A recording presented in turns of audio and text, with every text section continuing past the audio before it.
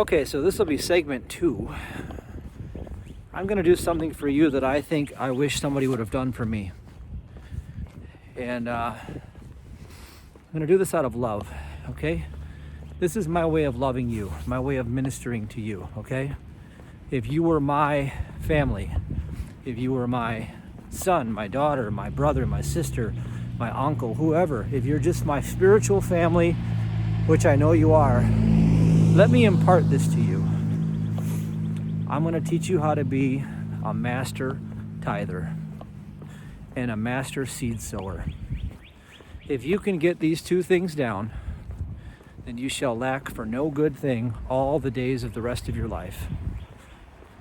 Because this is the secret. The seed principle is the secret of all manifestation. So I'm going to give you the secrets of all manifestation right here, right now. If you want to sow into this ministry, then by all means do so. If you don't want to sow into this ministry, then by all means don't feel obligated. It's not about that.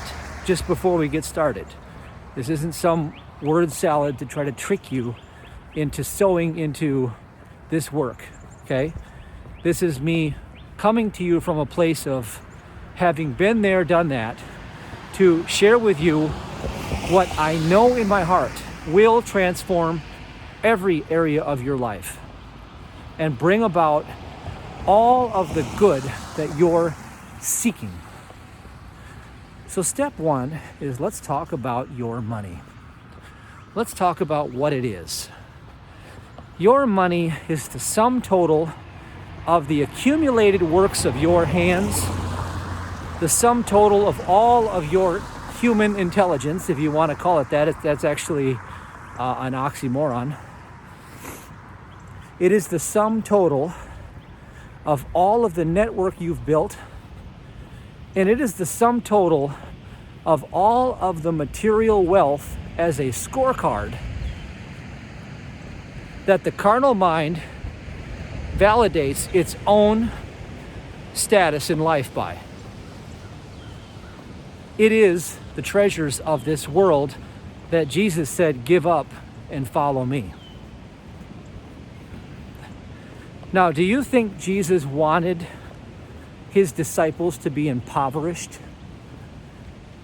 Certainly not. Jesus demonstrated supply. He said, I have meat you know not of, meaning from the Spirit. He was not limited to what the 5 senses perceived. How did he gain access to this supply? Well, Jesus was learned. He was a scholar in the ways of the seed principle, because Jesus came to serve and to give. And anyone who has the heart to serve and to give has mastered the game. And I don't mean the idea of how it's done, I'm saying the heart to do it, which means that your soul has taken over and it has taken the human mind off of its throne and put it under its feet. Because the human mind is selfish and it is indulgent and it is always at war with truth. It is enmity against God. And it seeks to get through its own self-preservation because it's a bastard. It's the fallen one. It's unlike God. And so if you're going to chase after the treasures of this world, it will bring about poverty because of the strife that it creates, because you are engaging with the law of sin and envy and strife. Now, all-knowing God, being as wise as God certainly is, which, by the way, I don't claim to comprehend how wise the Father is, because I only know what I've seen demonstrated through the Spirit and then into the world, which is what we're talking about today. How to bring it from the world of spirit and to allow it, the allowance from your attitude into the world in your hand? What is that magical moment between where it's invisible and it comes through into the natural realm? Which means it is supernatural and it becomes natural.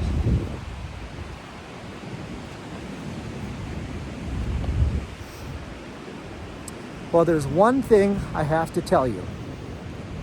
Everything in the natural has one little passcode to it. Death. Die. RIP. Which is why I created the RIP app. By the way, no, I can't tell you all about it now because it's too far of a segue. Just look at the link below and all the other links if you're interested. And go download it for free. It should be ready in a few days. Just get on the email list. It's already ready. It's just coming out this week. Here's the deal. Unless you lay down your former life, you will not gain your true life. What do you think Jesus hanging on the wooden cross represents? Symbolically, what does it represent? It represents all of the value placed into the mortal consciousness. Now imagine yourself up on the cross. Imagine you. You would be thinking, well, hot darn, here I am.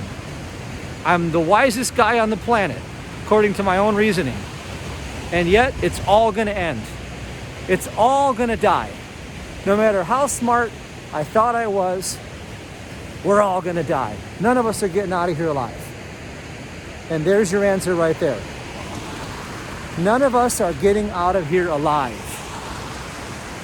Because that implies two facts. There's a here that they're not getting out of. That's the material realm of fashion, form, ignorance. Nothing is escaping this. Now, the other implication is alive, which means the two never touch. Because if this one's not getting out alive, it means that it by nature can't be full of life. Because it would already be able to remain alive forever because life never ceases. You see, the big error is that we have to die to get to heaven. And so that is the operating system in the fallen matrix simulation. It's a code. It's like computer code. Hey, so if you have to die to get to heaven, then what should you be doing? You should be laying down all of the power, which means law, of the flesh. Because that's the symbolic meaning of Jesus dying on the cross. It was the laying down of all power in the flesh so that life could be demonstrated. And that is the big secret. If you don't get what I just said, then your carnal mind is freaking out right now, because I am going to tell you that when you do realize what I just said, you will expose the carnal mind as the nothingness that is not getting out alive. Because it's not alive and it will never have any life in it. It's a shadow. It's the ether rarefaction, which means it's the divergent loss of power through centrifugal loss of inertia and energy. It's the moving away from the 0 point, which is love, into the nothingness.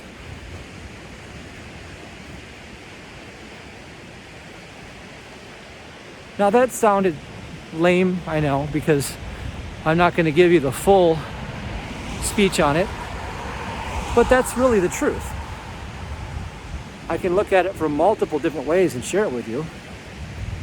But Jesus dying on the cross is the death of you placing power in the things of this world, like the network that you have, the money that you hold on to, the muscles that you think you've built, the lover that you think you have, the job that you think is status, the car that you think gives you sex appeal. And you give all that power back to the Father, because Jesus went unto the Father. So you give all of the world's power that you gave it back to the Father. This is the same secret that Nehemiah talks about, that Nehemiah did when he took all the power away from the rulers, which is what you should do in this carnal construct right now. You have the power to do this within yourself. You can take all the power back from the rulers and give it right back to the Father and leave them as limp and impotent as a rubber duck laying in the road. Think about what a rubber duck in the road looks like. Just laying there all squashed and flat, like hideous, a mockery. Well, that's what the outer realm is when you take all the power away from it and give it back to the Father. You do it through your thought, and you do it through your action. So when you break off the sacred tenth of every dollar that comes in, that's the tithe, and you give it with love to where you're receiving your spiritual nourishment,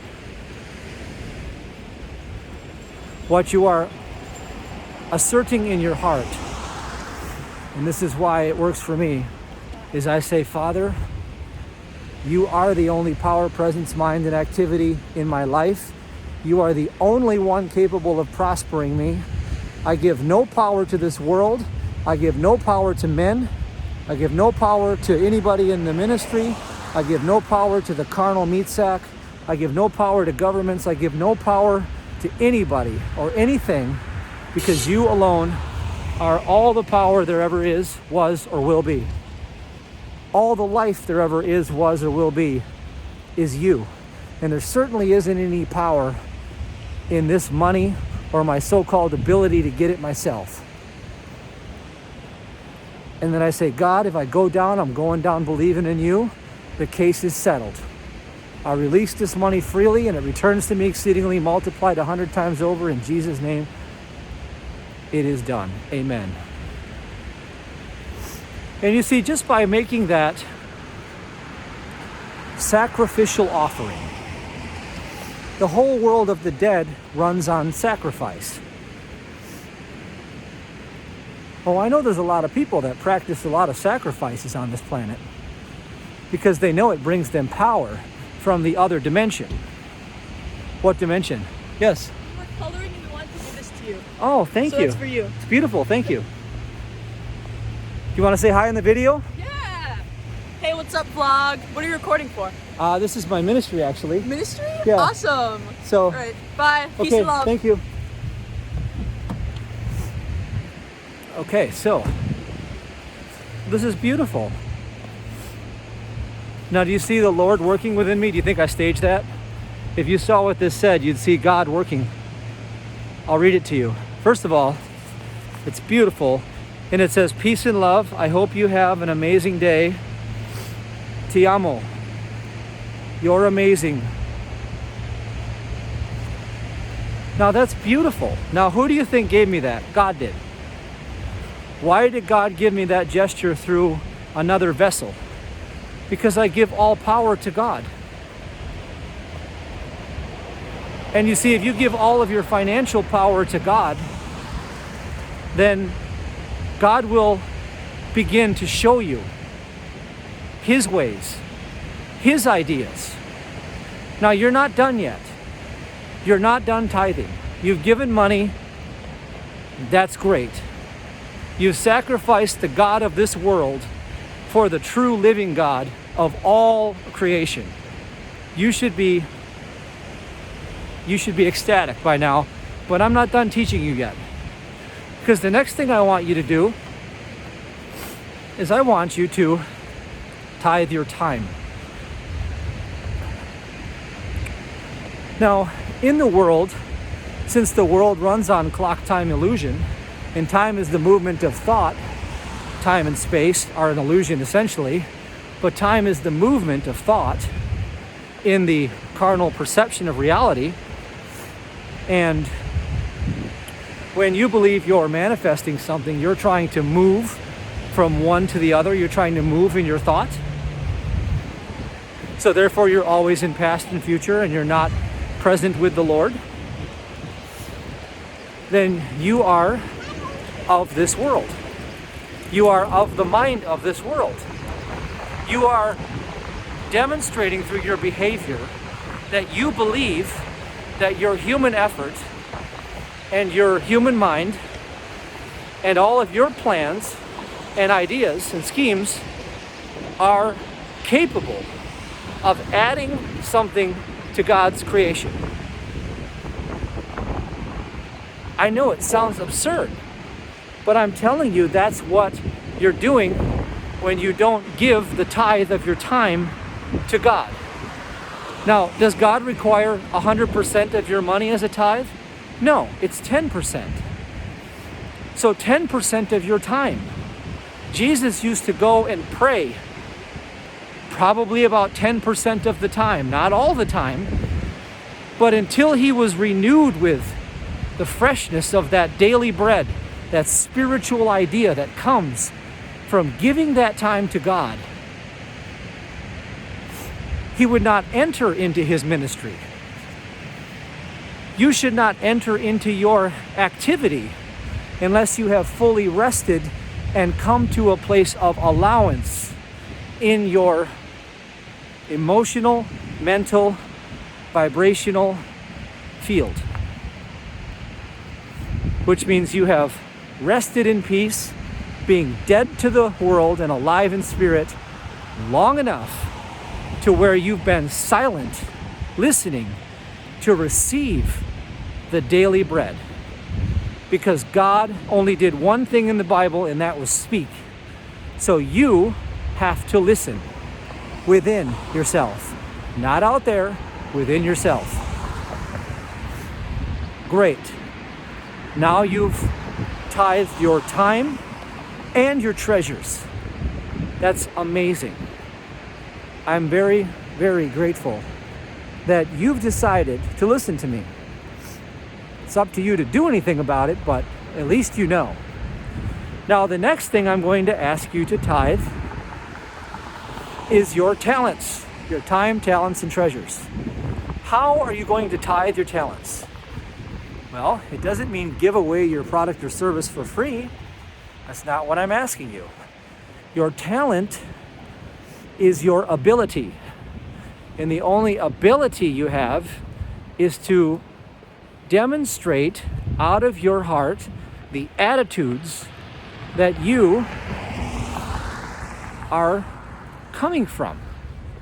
Whether you're going to be, like I said, moping around like, oh, this day's horrible.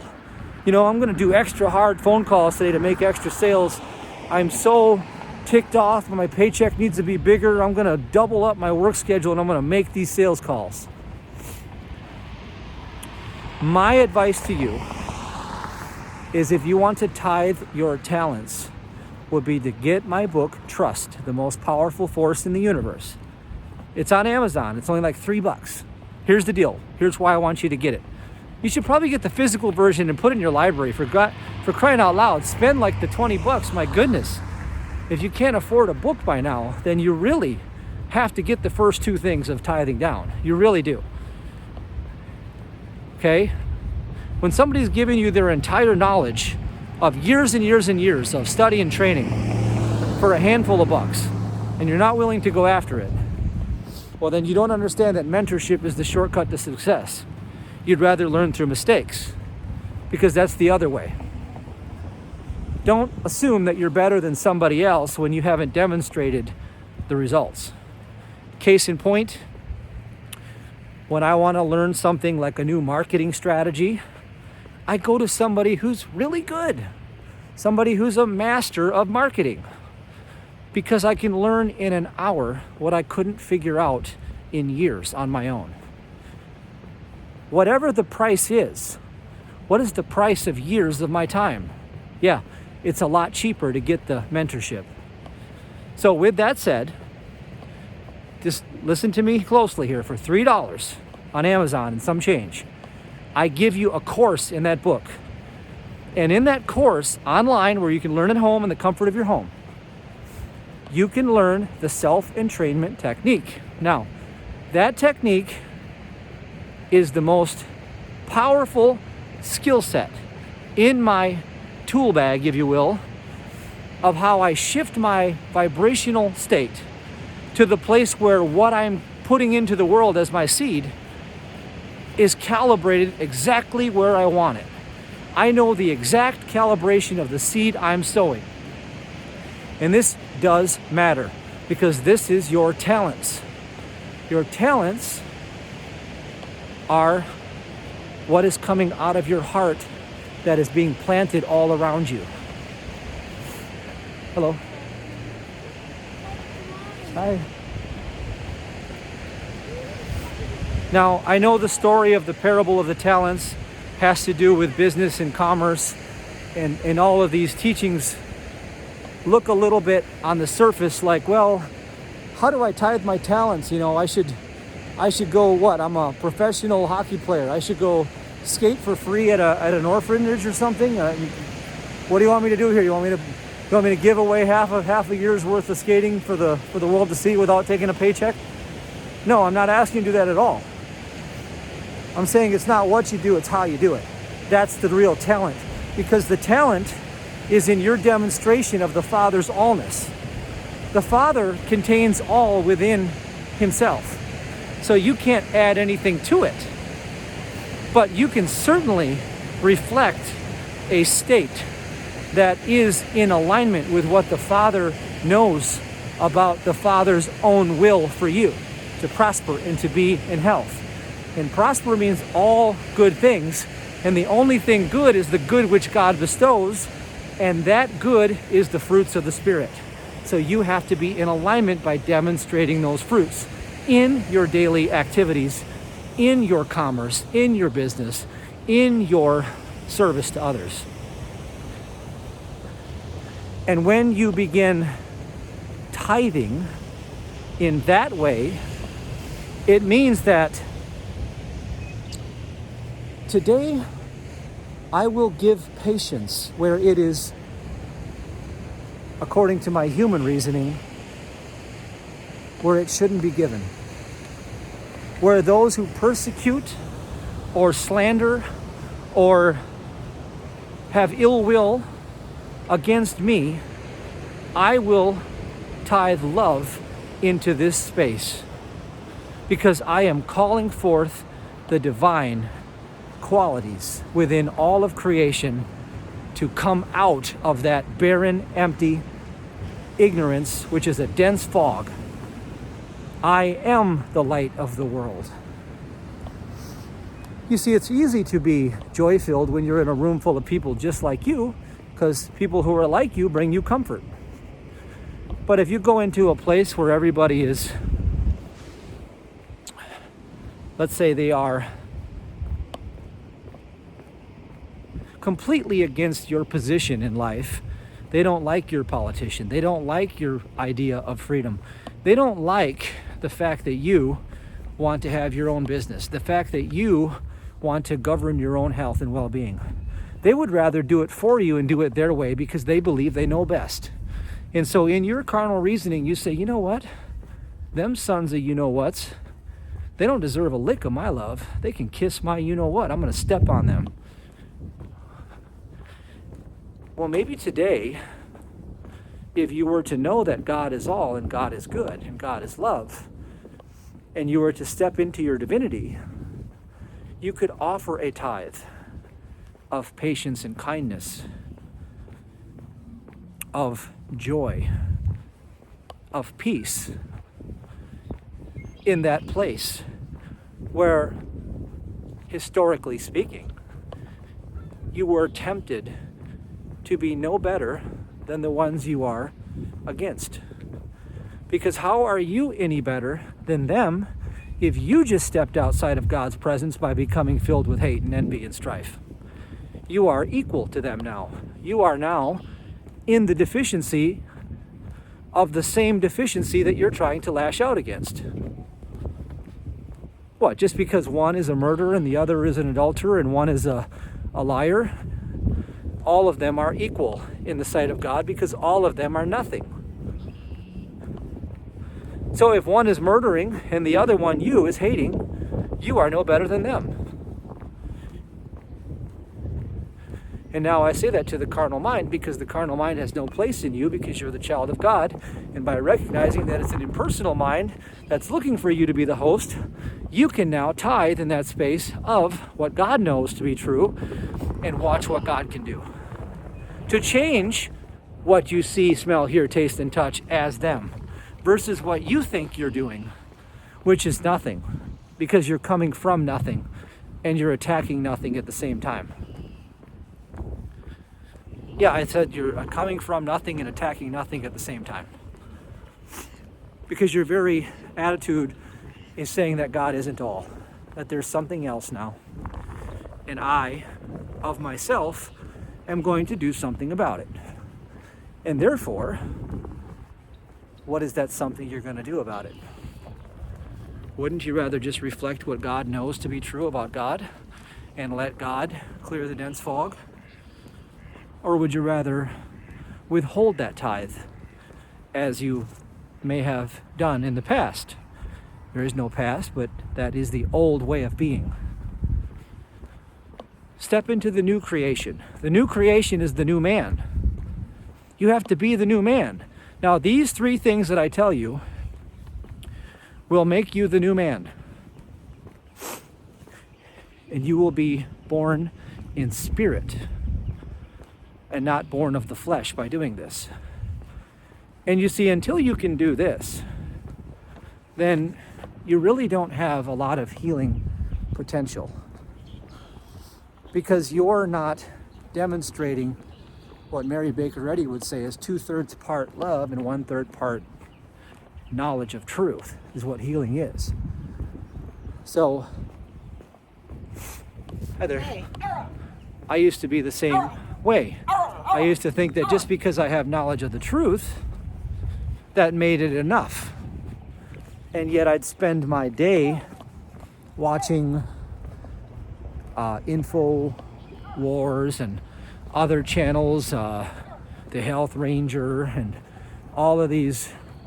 Arguably, I believe they're on the same side of the same coin because I know spiritually they are. Because it's all nothingness. Because it's all coming from envy and strife. So it doesn't matter which side you're on, right? Because if you're still coming from envy and strife, are you not trying to assert that you live outside of the Father's all presence and all power? Well, can you put two and two together? Can you please tell them? Can you please say something? Because I know they're not there. I'm just telling you to tell the carnal mind that it's nothing from the beginning. What I'm telling you is the Father is all. Full stop, period. End of discussion. And if you want to be from the Father, born of spirit that sets you free from the law of sin and death, which means it clears the dense fog and it brings about the all provision of love that the divine will is for you, isn't that what you're asking for? Then these three keys will get you there faster than anything else that you're presently doing. I'd be willing to bet anything on it because I know that they are what the Father hath ordained for his children.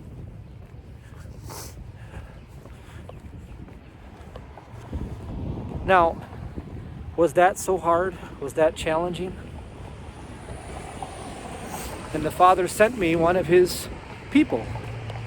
See, that spirit came alive through that vessel that you saw as that girl to tell me something that I was talking about.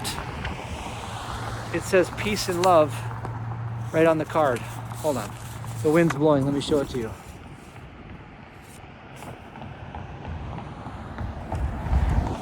Do you think I orchestrated that? You think I know them? I know them not. I know the Father, and I know the Father came to show you that the Father is all by stepping right into this dream and bringing this right to your attention in the middle of this transmission. And you see, when you live in divine consciousness, then these things happen all the time. And you see, what I couldn't do of myself, the Father hath done through me for you to see. And you and I, we are the same because we are of the Father. And the Father wants you to let the Father be the allness of your life so that your day can get interrupted by something new, something lovely, something pure, something that the Father wants to tell you. And so when the Father tells you something, the Father always brings it to your attention to tell it to you in a way that you get it. I've talked about the manifestations I've done because the Father told me. Now I just showed you on my walk how the Father tells me. So what have I been doing this whole time? That's the real secret you ought to know. I've been contemplating God's allness this whole time. That's the first principle of what you're watching right now. And because that's what I'm doing, therefore that's what I'm demonstrating. Now that is how you walk in the new man, the new creation.